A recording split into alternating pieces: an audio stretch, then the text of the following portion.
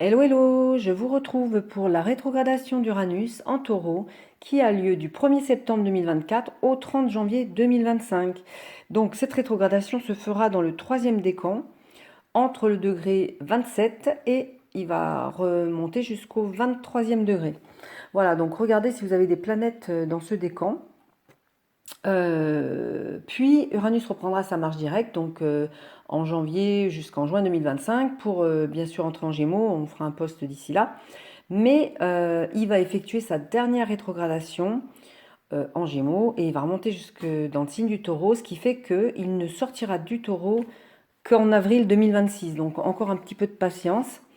Alors, Uranus est rétrograde pendant 5 mois environ par an, donc comme c'est une planète lente, les effets vont se faire sentir surtout au début et à la fin.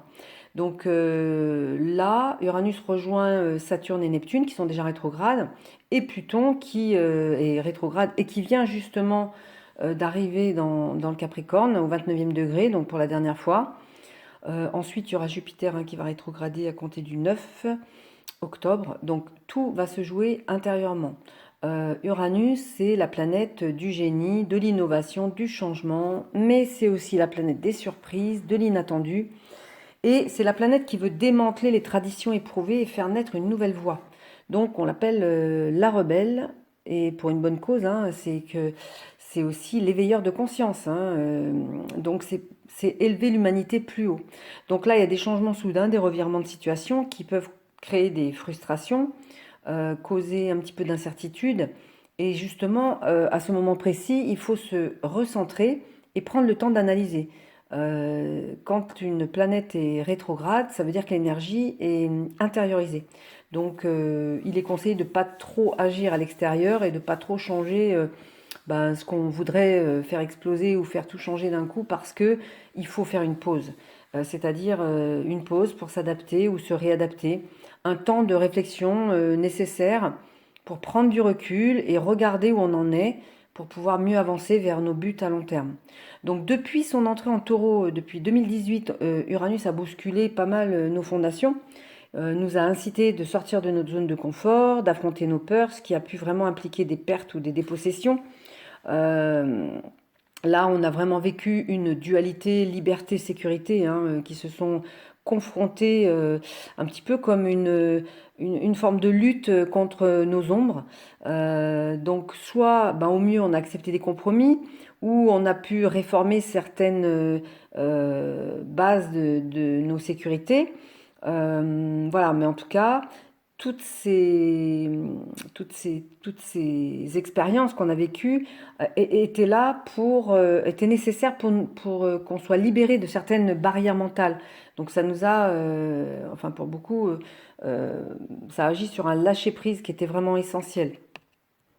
Donc depuis 2018, il y a eu des allers-retours. Bon, a traversé le premier décan, le deuxième décan. Ensuite, il est repassé plusieurs fois sur le même degré. Hein. Vous savez, c'est premier passage, on vous met la problématique. Deuxième passage, on vous dit bon, alors maintenant, il faut changer ça. Et puis troisième passage, là, on n'a plus le choix parce que le destin nous force à régler ce qui doit l'être, quoi, en fait.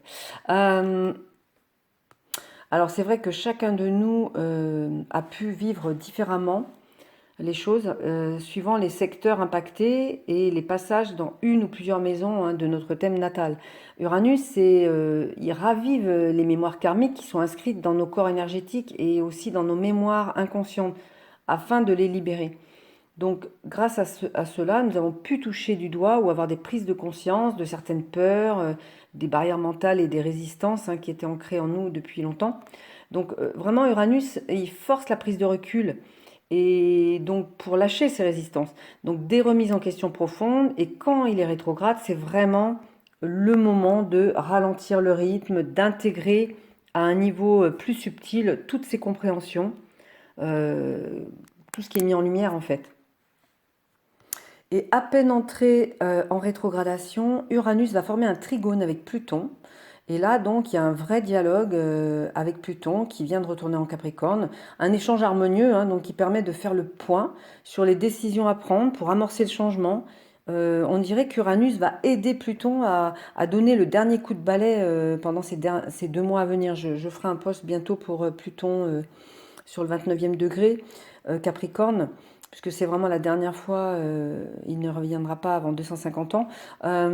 Donc Uranus, qui est maître du Verseau, le signe où Pluton va rester près de 20 ans, enfin, je sais pas exactement, je me souviens plus, en tout cas c'est très très long, donc va initier ces transformations.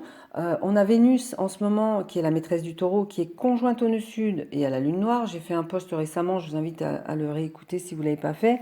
Donc qui nous invite à transmuter les mémoires karmiques, à nous détacher de tout ce qui n'est plus en résonance avec nous et nécessite quelques ajustements dans nos valeurs. Donc voilà, donc ce Uranus qui transmet des informations cruciales suite à nos prises de conscience, ce dialogue cosmique avec Pluton pour son dernier acte de nettoyage, voilà, tout se concorde là pour... alors il y a aussi le sextile à Neptune qui va nous ouvrir la voie à des créations intuitives, à une inspiration innovante. Voilà, tout s'ouvre pour que tout se déroule dans le bon sens en fait, hein. Il ne faut pas résister, il faut aller dans le sens du courant.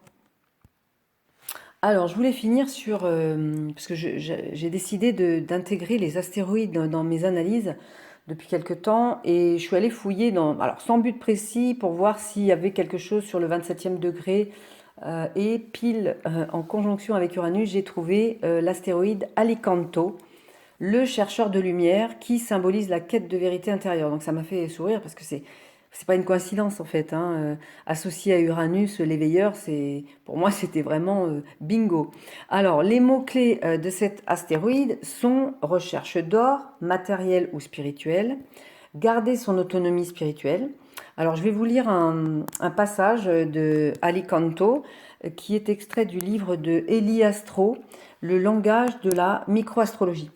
Alors, la mythologie d'Alicanto, donc Alicanto, c'est un oiseau mythologique du Chili, et cet oiseau pose la dualité de l'homme, chercheur d'or, pardon, matériel ou spirituel. Son chant pourrait être en rapport avec la descente en nous-mêmes, la recherche de notre soleil intérieur, notre âme. Donc, ce petit oiseau aux plumes d'or et aux yeux brillants se cache au fond des mines du désert chilien. Il dévore l'or fraîchement mis à nu par les mineurs qui rêvent de faire fortune en l'attrapant.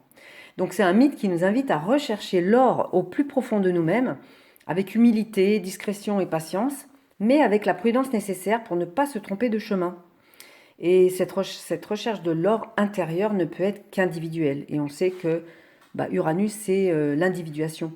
Donc la clé et une des conditions de la réussite, c'est de ne rien attendre et de se laisser guider, guider en toute humilité, en ce sens qu'on on doit rattacher cet astéroïde au karma.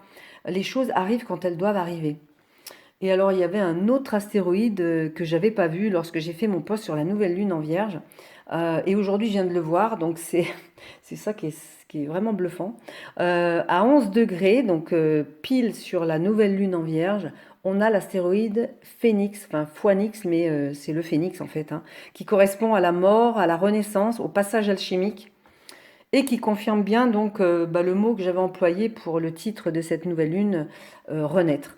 Voilà, donc écoutez, je vous partage tout ça, j'espère que cette analyse vous aura plu. Je vous laisse à vos réflexions sur Phoenix et Alicanto.